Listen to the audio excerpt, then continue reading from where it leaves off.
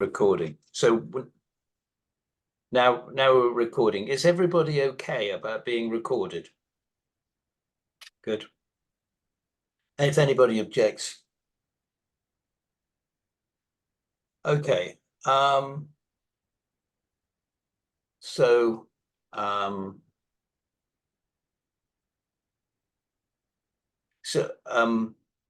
Claire is nice and close to me. Claire, do you have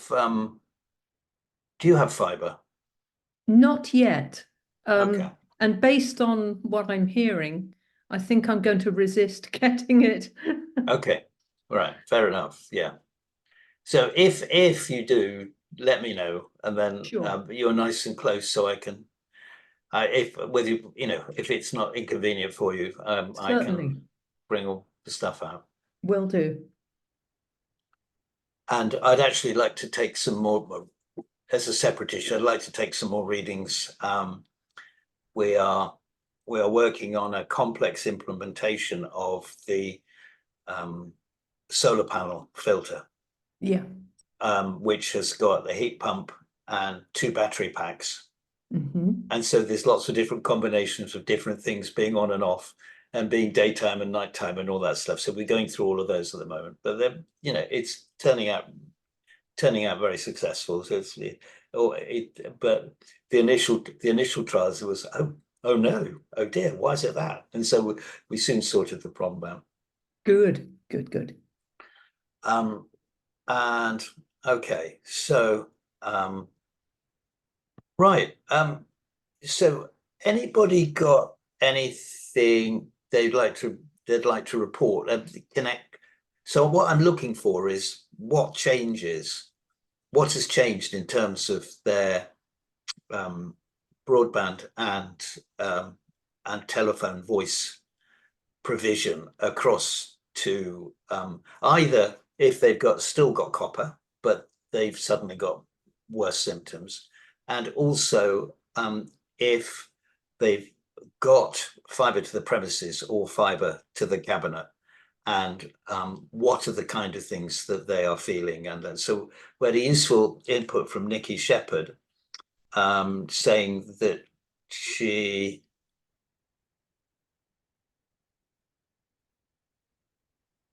right, so yeah, Nikki Shepherd said, I feel as if the new service is resonating underground to me. That is quite possible. Yeah. I'm about give you some feedback, Guy, if you like, because you came yeah, here sure. a couple of years ago. Yeah. So I live in a village as well, and I felt amazing here when I first moved in about 3 years ago. Yeah.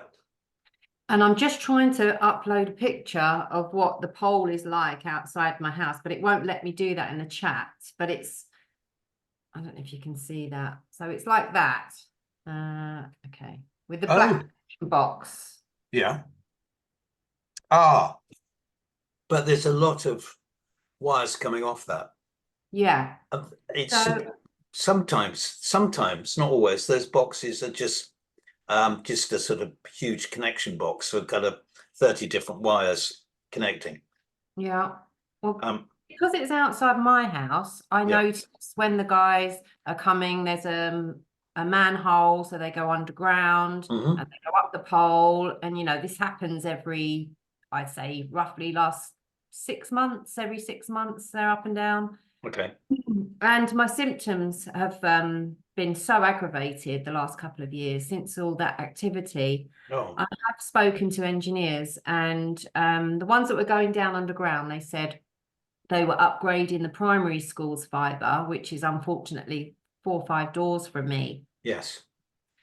And then they said you can tell if your neighbours have upgraded because they've got a different connection, and they said, you can see the cables going down the house and that. So I've looked outside and seen that. Yeah. Most, apart from one couple next door and myself, most have upgraded. And that seems to correlate with my symptoms worsening. Okay. And it feels as if, I've done many experiments, like I've turned off the circuit board at night, thinking that, because because this house has needed a lot of work, and I thought maybe the wiring was faulty, and I'd spent a lot of money sorting out the earth, which wasn't very good quality. Oh, right, that's good. And I've actually got a grounding rod now rather than the PME. And does that, yeah, have you noticed an improvement when you've done that? I did notice it. Even the electrician noticed a difference. Was it a personal feeling or was it on his meters? Personal feeling and his meter as well. Okay. And then, as time's gone on, so I kind of lost that benefit a little bit, because then they upgraded again, a neighbour, and I feel as if every time a neighbour upgrades, it's, the resonance is higher. So I've turned the circuit board off at night and I still feel symptoms. So I know it's external. I know it's not, I mean, I'm hardwired all over the house, so I know there's nothing on inside. So yeah, I'd like to learn as much as I can about this, because I'm hearing, there's a colleague of ours in the industry who says that there was one lady where she had a junction box installed at the side of her house. She's come home from work, Yeah. and a guy's working on the side of the house. It's not on her property, but it's literally a meter away from it. Right. And it was a black box, and she said, "What are you doing?" And he said, "It's a junction box for the Fibre service." Oh, okay. And her symptoms went, so we're getting lots more of these anecdotal. We are. Yeah. We are. Yeah. So, what can you be?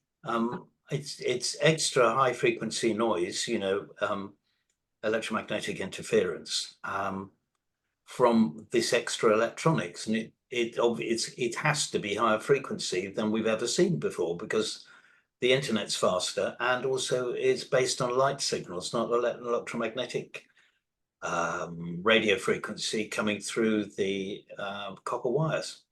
That's what's changed. And so I need to look at particularly where the cable's coming in to the modem box there, to find out what is coming out of that, whether there's any leakage. I mean, presumably there'll be a power supply for each of those, and knowing BT from the past, they won't be very good quality. They'll be as noisy as anything. So there's that, and we're used to filtering that kind of thing. That's not a problem. Also, what with the old setup, where you had two copper wires coming into the house, and you would split the signal between data and voice with a single. So you plug the filter in, and then there were two sockets in the filter, and one was for the phone and one was for the Ethernet. And by getting slightly higher quality ones than normal, I was able to reduce the symptoms. So for the lady who became very electrosensitive in her village near Wales, which was fibre to the cabinet, and then over the copper wires going along the high street on telegraph poles, I was able to make her reduce her reaction to it by sticking two of these high quality ones in. So first plug the filter into the BT master socket, and then I plugged another filter into that filter, so it was filtered twice, and that made some positive difference. So we know that can help quite a bit, but again, it will show on a decent oscilloscope, and I've got a couple, and ones that do frequency analysis. So not only are we finding from a biochemical or bioelectrical point of view that more and more of life systems are based on a range of frequencies humming away, and there's one I can circulate, actually, if you're interested, for from a Dutch retired professor. And he's looked at all of the experiments done over decades about what are positive frequencies and what are negative frequencies. And what he's found is a consistent pattern as you go up through the frequency bands. And is a close to, but not exact, musical analogy. So a reason why music is so good for us is that it feeds our biology and makes us healthier and stronger. And while all that's going on, there is on the other side, for years, there's been a thing called Fourier transform. Fourier, from a French mathematician, Monsieur Fourier, and a 19th century mathematician who worked out that if you distort, so if you've got a constant sine wave, I've said this loads of times before, sorry if I'm repeating myself, but if you stick a microphone to different instruments in the orchestra, the way we can tell the difference between the sound of a guitar from a flute or whatever is what's called the harmonics, so that there are direct multiples of the fundamental musical note that the instrument is playing. And so that, for instance, the maths of, so a simple sine wave, and basically that's sort of a flute. A flute plays a very pure note, as we can all hear. But a clarinet, which is a very different sound, is actually a square wave. So instead of being a nice classic sine wave, it's like battlements on a castle. It's up, across, down, up, across, down. And that produces an infinite series.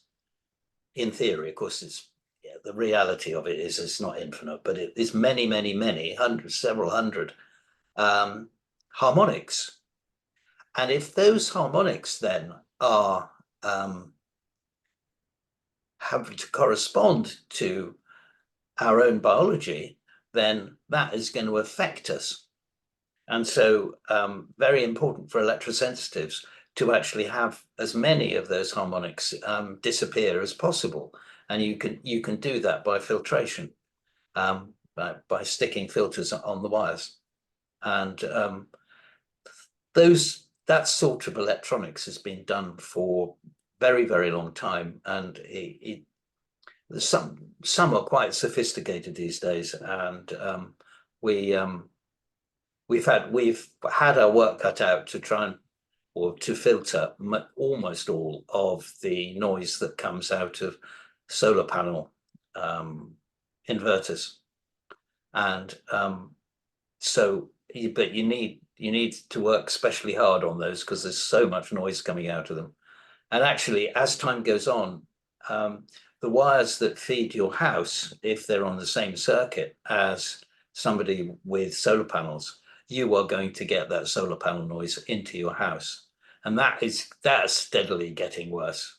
And more and more people are putting in solar panels, and also heat pumps make noise as well, but not as much as solar panels. They're inverters there. But batteries are even worse than solar panels. So Tesla make a battery pack. And obviously, what's charging. So a lot of people, you can get very, very cheap electricity now at night. I think it's as low as 8p a unit instead of the normal cost, which is 30, 38, 40p a unit. And so if you use that electricity from the middle of the night, from 2 till 6, it's what's that, 8? It's a fifth of the price. And so having a battery pack makes a lot of sense then. But the batteries are obviously direct current, the DC, and the power coming in or being discharged is AC. And therefore you need what's called an inverter to convert the DC to AC or AC to DC. And they're incredibly noisy. And therefore we have to test those rigorously and filter that. So anyway, working on that at the moment. So we've got to work cut out to find out. I've got to do some measurement now, and I know what to look for more. In the two cases, there's power fibre to the cabinet and fibre to the premises is slightly different. And then there's the case of all the different providers, whether the modem from Vodafone or wherever is going to be different from that one from BT. And it's a question of developing solutions to that, so that we can all rest easy again from this next onslaught that we've had.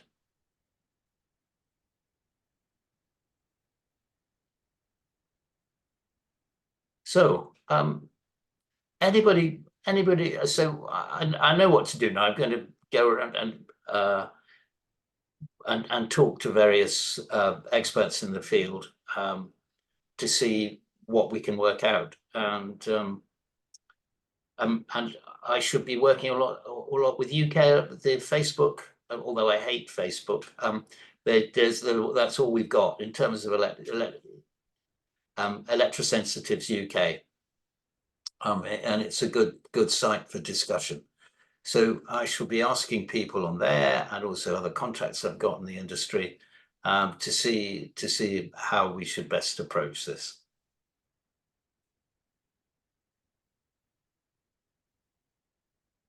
So, any comments, anyone? Okay, well, so any other issues anyone's got before we close off? So I could probably deal with one more topic. Just a question on the filters, Guy. Yeah.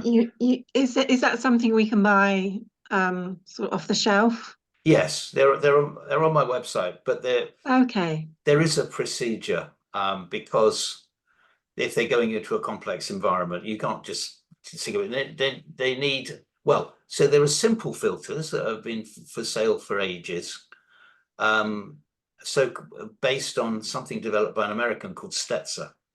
And so they are very, very basic filters, but they do a lot of good a lot of the time. Don't always work, but nearly always work. But there's a big but. The early ones from capacitors made before 2010 have a horrible habit of overheating. And it depends very much on the local conditions that you've got. And so they come with a big caveat that you have to be really, really careful of them. But the ones that we sell have got electronics in them that stop that happening. And really, if you ever get and look at filters for dirty electricity, make sure they've got anti-overheating in them.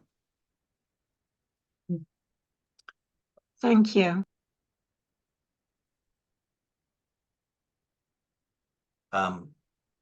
Okay. So, all right. I think I've got a lot to get on with now, before I could get back to you, and I should be asking to see if somebody in the Sussex area, or not too far away, where I can come and take some measurements and develop some solutions that work for a lot of different circumstances. And that's the key on this. Okay, well, oh, Patricia's raised hand. Hi, Patricia. Oh, yeah. Yeah, can you hear me now? Yeah, I've just put a question up asking, can the electricity from street fibre cables affect our domestic supply? Because what I'm experiencing here is blackouts every now and again. Everything just completely goes off for a few seconds and comes back on. And that's happened 3 or 4 times this week. And there's a lot of fibre where I live. There's even a fibre cable very near to the roof of my house, which I've contacted Openreach about, but they're very reluctant to do anything about it. Well,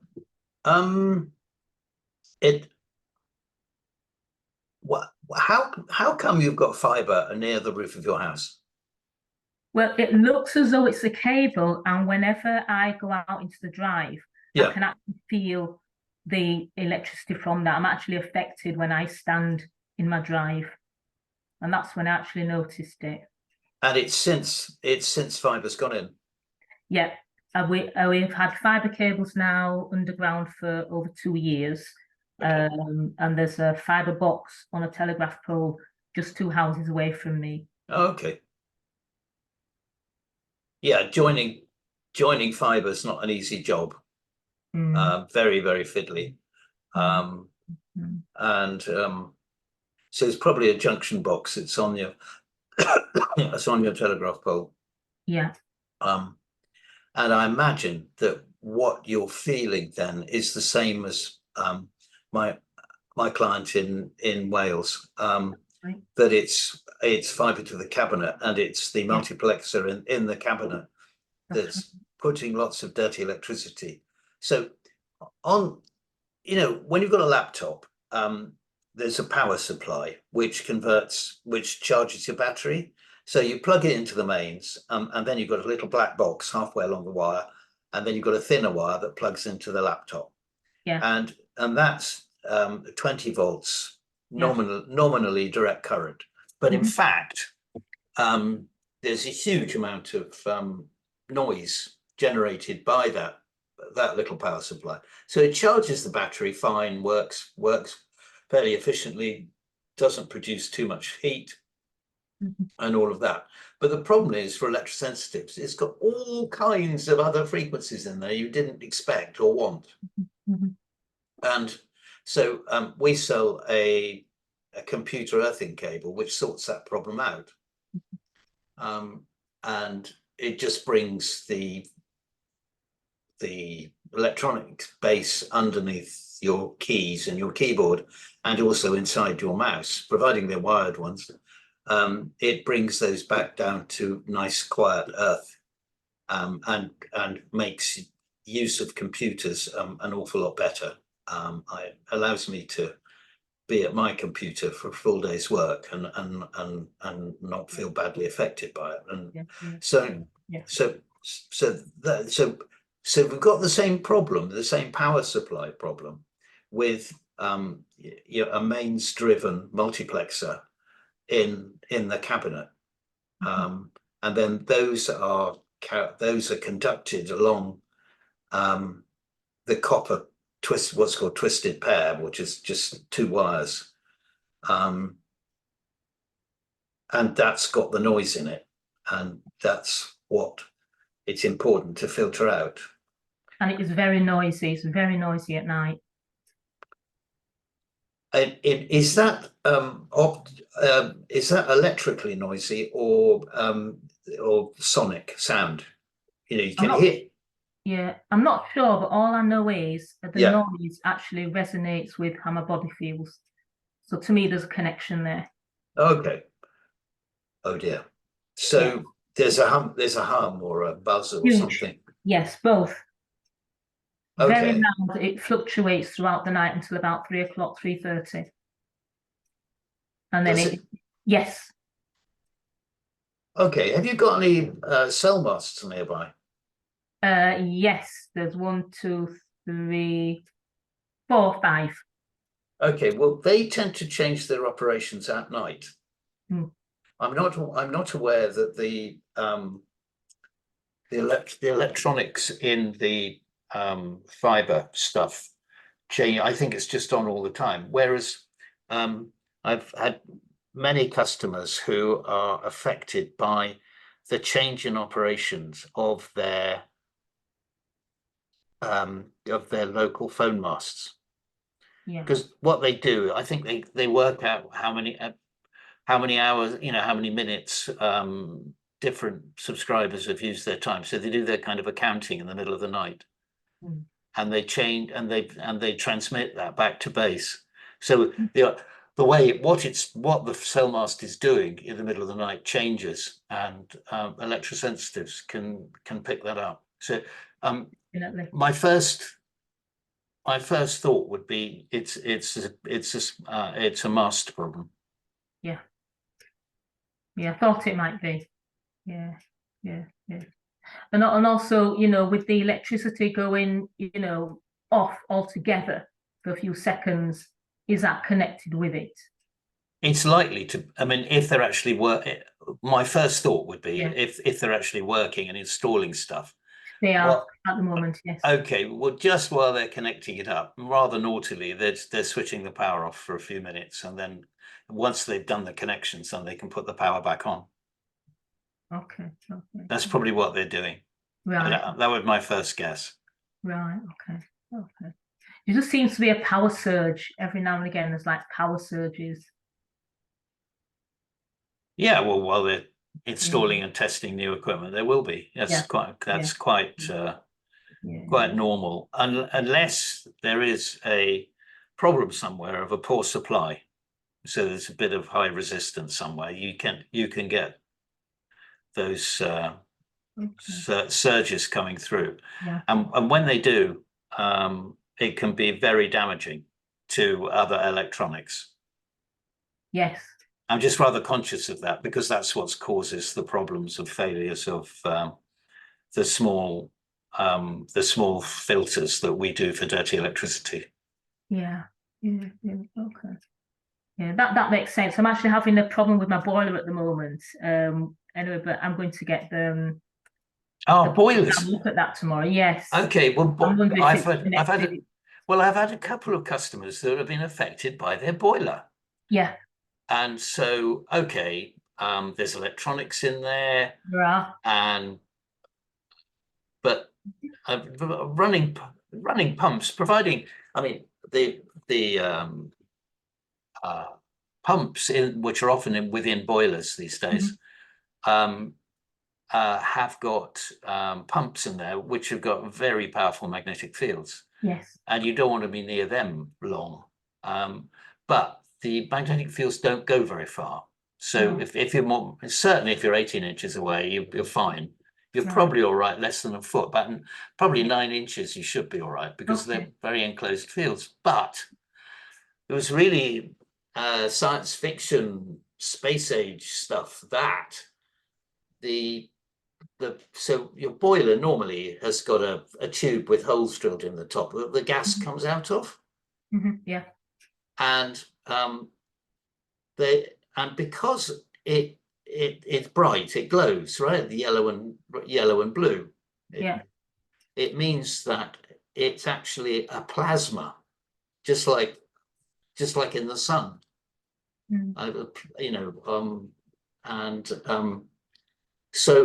And that is highly conductive.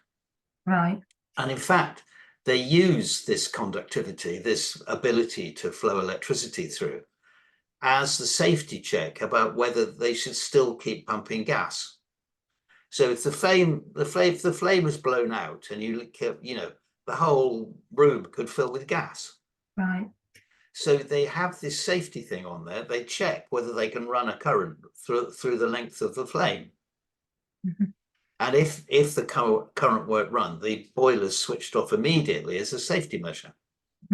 But I'm just saying that to demonstrate that actually the control systems for the boiler use the electrical properties of this plasma, and if as part of the operation of the boiler. Right. And if you read up about plasmas, they are really wild and weird and wonderful. Things that plasmas can do are incredible. And so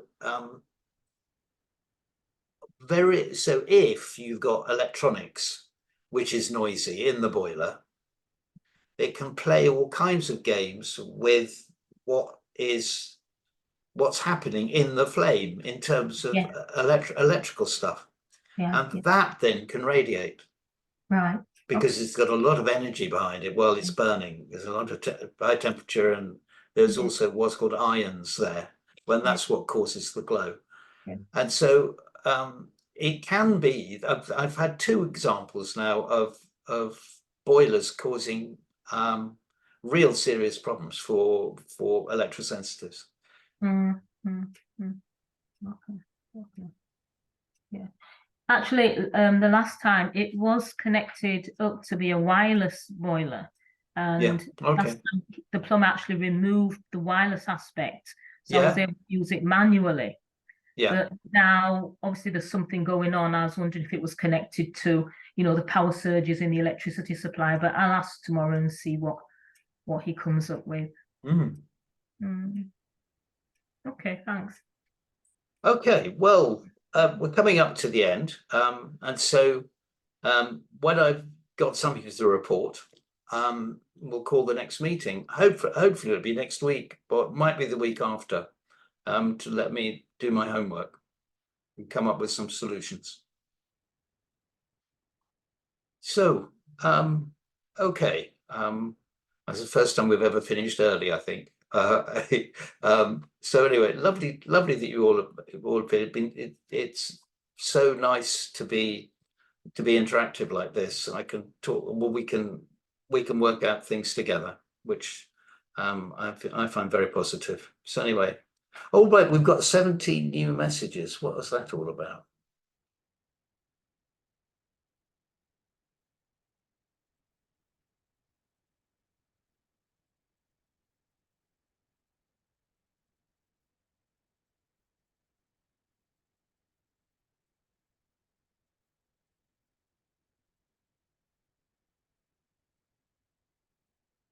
Sorry, Michael has said, Michael, are you still there?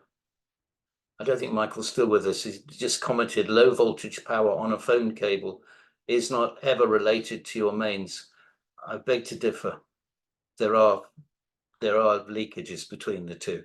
What do you think is powering the multiplexer in the cabinet as mains?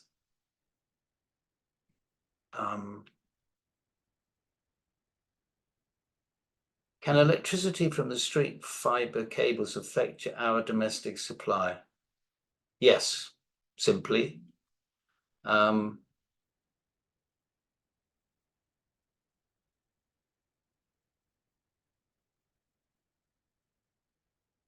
So why would fibre to the cabinet be any worse than normal ADSL? Because of this big multiplexer unit, which is powering the copper to the things. Whereas with ADSL, you've got discrete separate electronics for each wire pairs from the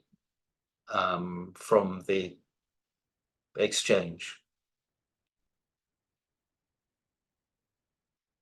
So there's a huge long one here. So what's the difference between a so-called heat pump and an air conditioner? Not that much, actually. Basically, it's a big fridge. And you will say a fridge pumps heat from a cold area to a warm area, and you have to supply energy to do that. And that's why you're pumping heat. And so what the heat pump is doing is taking heat out of the air or the ground and putting it into your central heating. And air conditioners do exactly the same thing. Air conditioners more often take heat out of a room inside a house, a warm area, to the outside. And so that if it's too hot in the summer, if you live in a warm climate, it doesn't affect us that much, especially recently. So, but the heat pumps are usually taking heat from the cold air outside the house and pumping it into the warm water.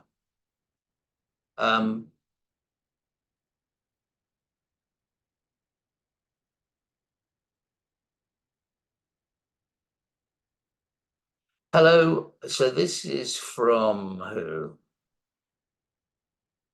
From Ruth Shaw.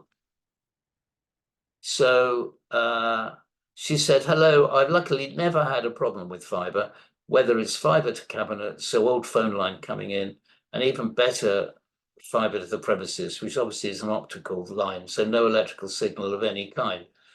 except that electrosensitives get sensitive to it because you have an optoelectrical device, as I pointed out, of the installation instructions for the BT modem. This is the optoelectrical device. So you've got optical fibers coming in with signal, and that needs to be converted to an electrical signal so that all of your other electronics can deal with it. So there are very, very definitely new electrical signals of several different kinds. So sorry, I disagree with that. I'm electrosensitive all my life, but thank God I'm becoming slowly better over the years, and that's good to know. I've done various things to improve myself. Sadly, the radiation in the environment is increasing, and we have thousands of satellites emitting internet, soon tens of thousands, cellular base stations everywhere, smart meters, many base stations in neighborhoods, so many serious issues to worry about than fibre or low voltage telephone lines. Well, I beg to differ, and that's what this meeting is all about, because the fibre installations, whether they're to the cabinet or to the premises, are causing electrosensitive things.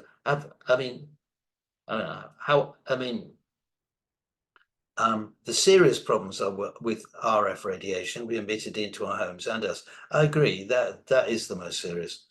Why would fibre to the cabinet be any worse than will be ADSL? Well, I've spent an hour talking about why it is. So I hope if you've got any problems, do email me.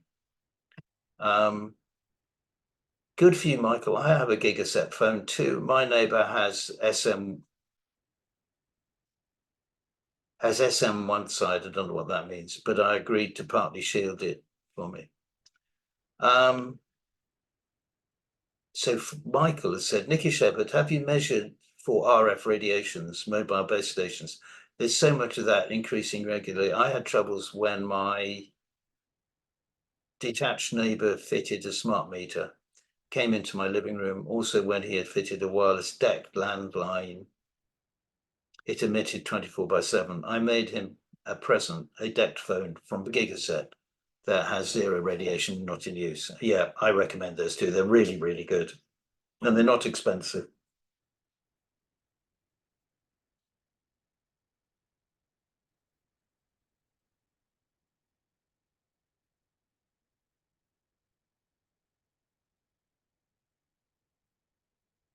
Yeah, okay. Nikki Shepherd, I have TP links, which were okay, but I've now moved to ordinary Ethernet direct from the router.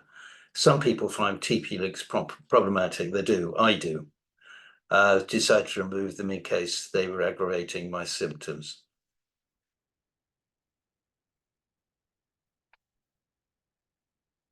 Guy, can you recommend a brand of filters? Yes, look on my, there are various ones on my website. Have a look on beneficial environments.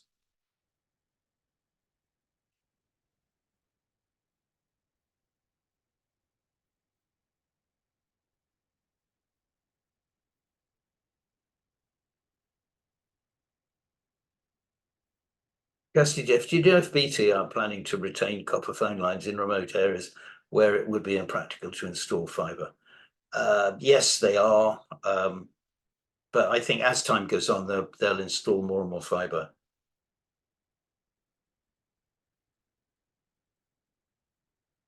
Okay.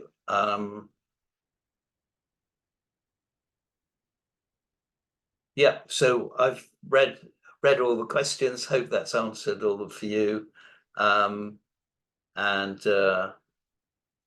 Yeah, interesting that people, even though people still think that because it's optic fibre, then there can't be any problems with electrosensitives.